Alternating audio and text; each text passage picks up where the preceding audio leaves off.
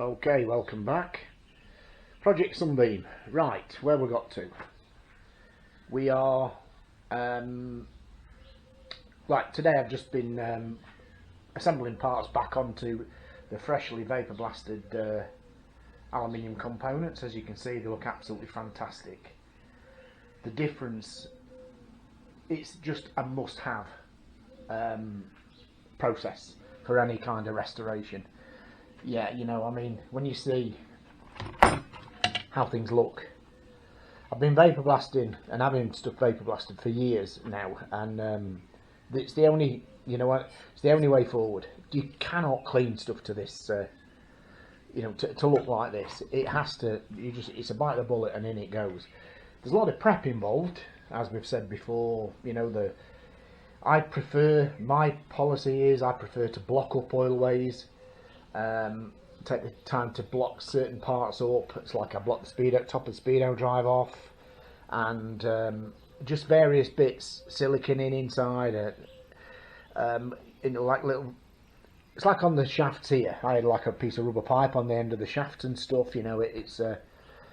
But anyway, rather than basically a preparation, rather than having to try and get it all out afterwards, because sometimes I find that really difficult. So anyway. As you can see, the barrels, yeah, pretty tricky, as much as back then they still, as we're tending to use nowadays, is a separate crankcase, separate cylinder scenario. Sunbeam, in their wisdom, they cast it all in one. Cast iron liners. I've just give that a little, if you can see the cross hatching in there, just give that a little hone. Just about to do the same in here, so just give them a bit of a hone, and notice the kind of little cutouts at the top of the cylinders there. Valve clearance, valves coming down at that angle, and it's just a clearance, just a cut out clearance for the valve. You can just about make out the shape there where the combustion chamber, this area here is actually part of, is not gasketed to there, if you get what I mean. The gasket comes over this way a bit like that. So so yeah, this little flat part here is actually inside the combustion chamber. So so yeah, there's the cylinders. This is an oil way. Oil suction, if you want a better word. Let's just have a look at that. So what we've got, and what I did notice, but I don't want to mess about with. So if I just put that here. In here, we see a hole half blocked off. Now, I don't know if that was the way the factory intended it to be, so only half of it. What it is it's this tube. So, screwdriver up that pipe, look. I don't know if you can we're picking that up, but that's the suction from the sump. The oil pump sits around here and sucks the oil up through this tube. Personally, I would have thought that opening there should have been a full opening. Instead it has to come over the top of the tube and then into, but look, I'm not going to try and press that back or twist that, or it's obviously pressed in an interference fit, and it's the way it's been done from the factory, unless somebody else has had an input on the so I'm not getting involved in that. It's obviously been alright. Yeah, it's obviously been alright. I mean, it still flow a decent amount of oil through there on the suction side, but yeah, it just makes you wonder.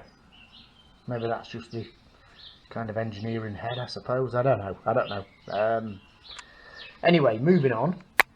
So the rear main bearing is in this area, in a housing which I'll move on to in a minute, and then after the pump has pressurised it, it actually goes up there and then through 90 degrees and out to an oil way.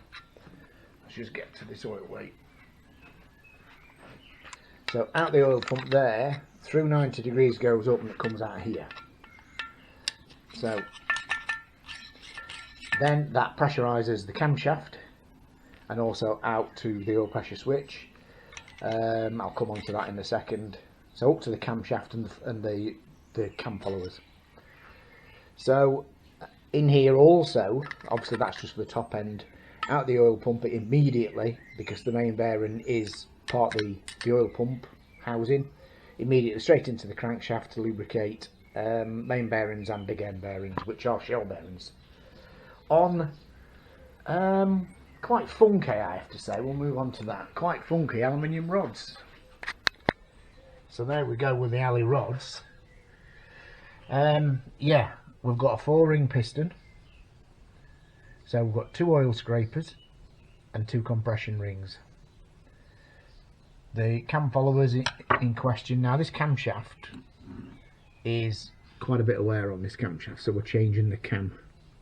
You see that lobe, it's actually quite a bit of wear across all 4 lobes on this. So so yeah, moving to, there's the big, in fact let me move this out of the way, move it out so we can see it.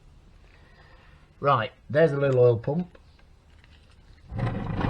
There's the little oil pump driven directly off this gear to the oil pump, and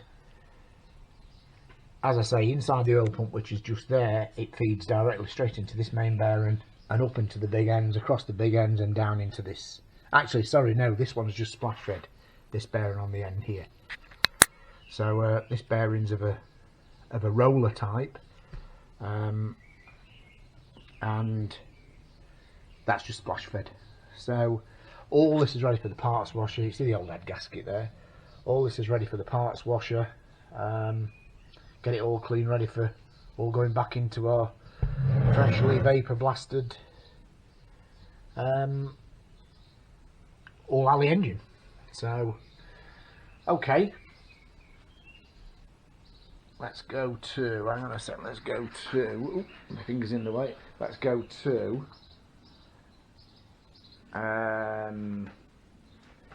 cylinder head. More parts over here. So the cylinder head looks great, isn't it? Fuel tank here, we're having a bit of a sort out this morning. I just took the caps and everything off that to vent that this morning, completely drained it fuel, ready for paint prep. And yeah, so there's the oil lay that we talked about before, that comes from the crankcases. Up inside there, and feeds into that, through that hole there, into the camshaft, through the camshaft, up into this oil feed essentially, and then across into the rocker arms. So so yeah, looking a lot better.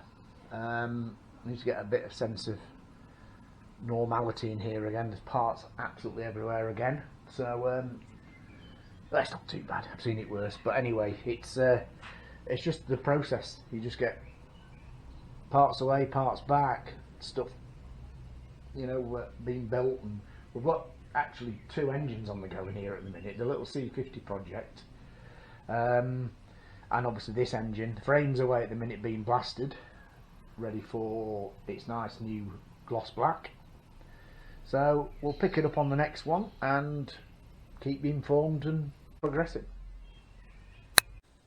Okay, picking up where we left off, I've homed the bores and managed to get the pistons in and install the rods and caps, and you'll probably see in there. Don't see this much these days, but the big end bolts are actually castellated nuts with split pins through them. But yeah, there we go. So it's a bit of a fiddly job. In fact, it's a lot of a fiddly job. Getting the I don't know if you're seeing that, but you're getting the split pins to line up in there, and obviously getting the. See if I can bring it round to the top. Is it a little bit easier? Yeah, getting them to line up in there is a bit tricky. I've addressed this oil pump issue. I didn't like it, so what I've done is, with my hoover and my rotary file, I've actually opened it out a little bit just to allow a little bit more suction. So just doesn't sit right that it's covering half of the hole up. So anyway, I've done it. It's going to be no detriment to it, put it that way. It's got to make it better, not worse. So anyway, that's that issue sorted. So yeah, big counterweight on this crank as it comes round. Massive big counterweight on this crank. Look at that.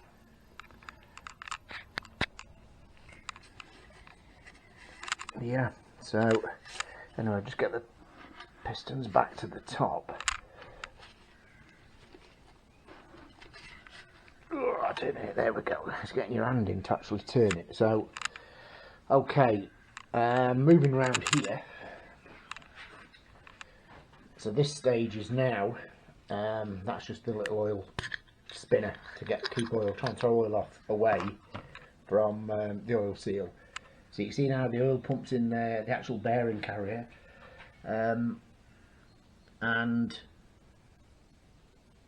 the reduction gear, the reduction is actually taking place here. The 2-to-1 is actually been taking place here, so that the little chain sprocket that's in there, see the chain in there, now that sprocket can be the same size as the one on the cam because the reduction is actually taking place here. So but yeah, you see the drive sprocket for the oil pump, obviously main crankshaft drive sprocket, and like I said, the reduction gear. See the little oil pressure relief valve here. So yeah, see the chain just there at the minute now.